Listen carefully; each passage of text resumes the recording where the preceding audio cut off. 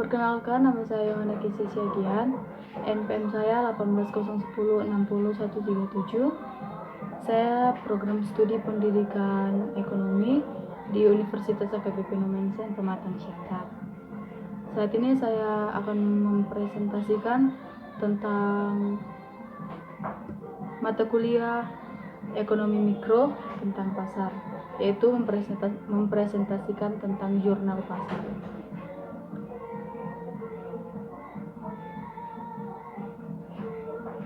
Jurnal yang pertama itu temanya akuntansi komparatif Amerika dan Asia.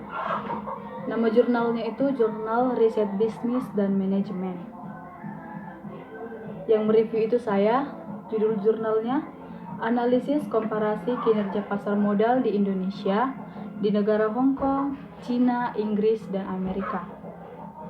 Tujuan penelitian yang ada pada jurnal itu adalah untuk mengetahui bagaimana kinerja pasar di berbagai negara-negara seperti negara Indonesia, negara Hong Kong, negara Amerika, negara Cina, dan juga bagaimana korelasi hubungan kerja pasar antara negara yang satu dengan negara yang lain. Dan jurnal ini juga diharapkan dapat menjelaskan tentang perkembangan kinerja dan hubungan pasar modal domestik antar negara dengan pasar modal asing. Selanjutnya, metode penelitiannya. Jenis penelitian ini yaitu komparatif. Penelitian ini dilakukan di Bursa Efek Indonesia, Shenyang Commercial City di Hong Kong, dan juga di London Stock Exchange dan Nasdaq Composite. Waktu penelitiannya yaitu pada bulan Januari 2013 sampai bulan Maret 2013. Metode yang digunakan yaitu adalah dua. Yang pertama itu riset kepustakaan, yaitu teknik pengambilan data dokumenter dengan mengunduh data-datanya di situs yang telah disediakan. Yang kedua itu pengumpulan data didasarkan pada indeks harga pasar saham yang tutup per hari selama bulan Januari 2013 sampai bulan Maret 2013. Oleh karena itu, hasil penelitian dari jurnal yang pertama tadi adalah translasi mata uang asing adalah proses pelaporan informasi keuangan dari satu mata uang ke mata uang lainnya. Dan juga untuk mengetahui bagaimana perkembangan dan korelasi pasar modal, pasar saham antara negara yang satu dengan negara yang lain, yang diutamakan adalah negara Indonesia, negara Hong Kong, negara Cina, dan negara Amerika. Dan yang perlu diperhatikan adalah dalam jurnal yang pertama itu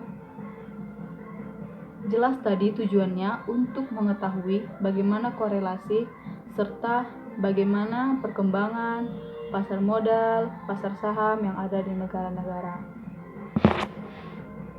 Selanjutnya, jurnal yang kedua, yang itu berjudul Reaksi Pasar Saham Terhadap Pengumuman Penerbitan Obligasi di Bursa Efek Indonesia.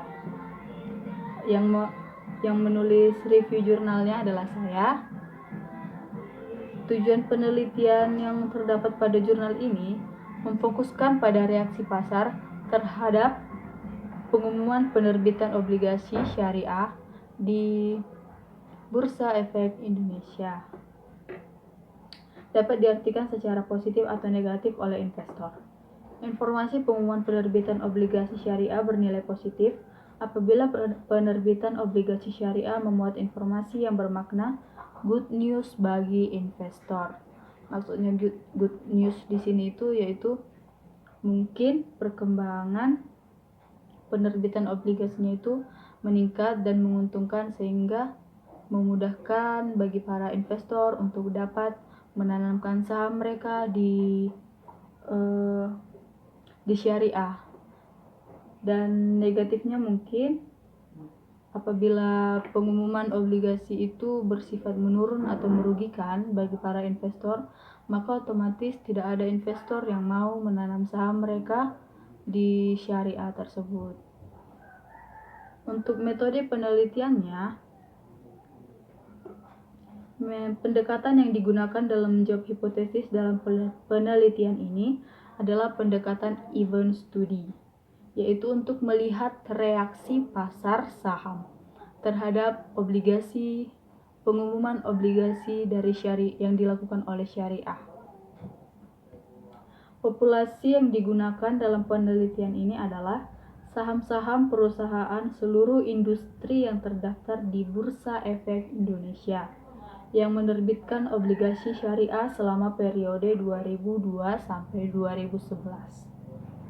Dari data terakhir, diperoleh 15 perusahaan yang menerbitkan obligasi syariah selama periode 2002 sampai 2011. Penentuan sampel menggunakan kriteria sebagai berikut. Yang pertama itu seluruh perusahaan yang terdaftar di Bursa Efek Indonesia.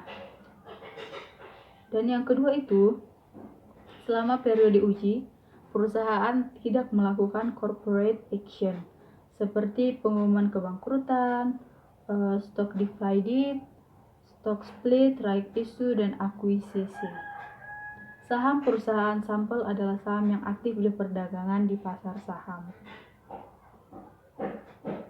Maka, hasil dari jurnal yang kedua yaitu saham perusahaan sampel yang mengumumkan penerbitan obligasi syariah yang diperoleh dari pengolahan data selama 21 hari periode uji, yaitu 10 hari sebelum tanggal pengumuman hingga 10 hari sesudah tanggal pengumuman.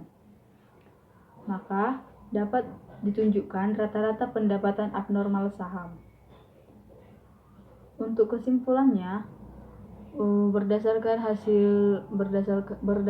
hasil jurnal yang kedua ini, dapat dikatakan bahwa tidak terdapat reaksi pasar saham terhadap pengumuman obligasi yang dilakukan oleh syariah di Bursa Efek Indonesia. Dengan kata lain, bahwa penerbitan obligasi syariah tidak memuat kandungan informasi baik yang bermakna good news maupun bad news bagi para investor. Demikianlah jurnal review yang dapat saya lakukan. Terima kasih.